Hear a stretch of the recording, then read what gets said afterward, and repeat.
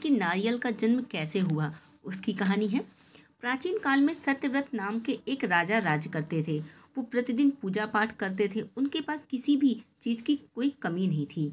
उनके पास धन दौलत थी, हर प्रकार की सुविधा उनके पास उपलब्ध थी।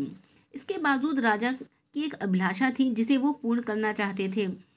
राजा सत्यव्रत को किसी भी प्रकार से स्वर्गलोक में जाने की इच्छा थी। वह अपने जीवन में कम से कम एक बार स्वर्गलोक के सौंदर्य को देखना चाहते थे, लेकिन वहां पर जाने का उनको रास्ता नहीं पता था। इधर दूसरी तरफ ऋषि विश्वामित्र अपनी तपस्या के लिए घर से बाहर निकले।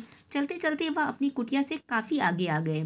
काफ़ी समय बीत गया लेकिन वह नहीं लौटे। इस कारण उनका परिवार भूख और प्यास से तड़प रहा था। राजा सत्यव्रत को जब यह पता चला तो उन्होंने ऋषि विश्वामित्र के परिवार का पालन पोषण की जिम्मेदारी ले ली। कुछ समय बाद जब मुनिवर लौटे और अपने परिवार को कुशल देखा तो काफ़ी प्रसन्न हुए।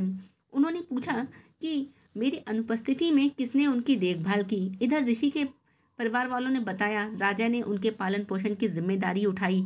यह सुनकर विश्वामित्र तुरंत राजमहल पहुंचे और राजा से मुलाकात की। वहां पहुंचकर उन्होंने सबसे पहले महाराज को धन्यवाद कहा। इस पर राजा ने ऋषि से अपनी इच्छा पूर्ण होने का आशीर्वाद मांगा। राजा की बात सुनकर विश्वामित्र ने कहा, बोलिए महाराज, आपको क्या वरदान चाहिए। तब महाराज ने कहा, हे मुनिश्रेष्ठ, मैं एक बार स्वर्गलोक के दर्शन करना चाहता हूँ। कृपया आप मुझे यह वरदान दें। राजा की बात सुनकर ऋषि विश्वामित्र ने एक ऐसा रास्ता बनाया जो स्वर्गलोक की ओर जाता था। यह देखकर राजा सत्यव्रत बहुत खुश हुए। वह तुरंत उस रास्ते पर चल पड़े।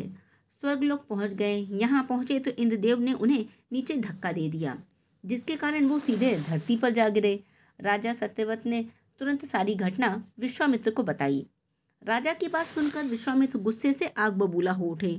उन्होंने तुरंत सभी देवताओं से इस बारे में बात की और इस समस्या का हल निकाला, जिसके बाद राजा ने एक नया स्वर्गलोक बनाया। नए स्वर्गलोक को पृथ्वी और देवताओं के स्वर्गलोक के बीच स्थापित किया, जिससे किसी को परेशानी ना हो। नए स्वर्गलोक से राजा सत्यव्रत तो बहुत खुश हुए, लेकिन विश्वामित्र को एक चिंता लगातार सता रही थी। उन्हें डर था कि नया स्वर्गलोक कहीं जोरदार हवा के कारण गिर न पड़े।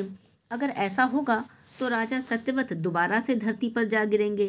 काफ़ी सोच विचार कर ऋषि विश्वामित्र ने एक उपाय सोचा। उन्होंने नए स्वर्गलोक के नीचे एक बहुत लंबा खंभा लगा दिया ताकि उसे सहारा मिल सके।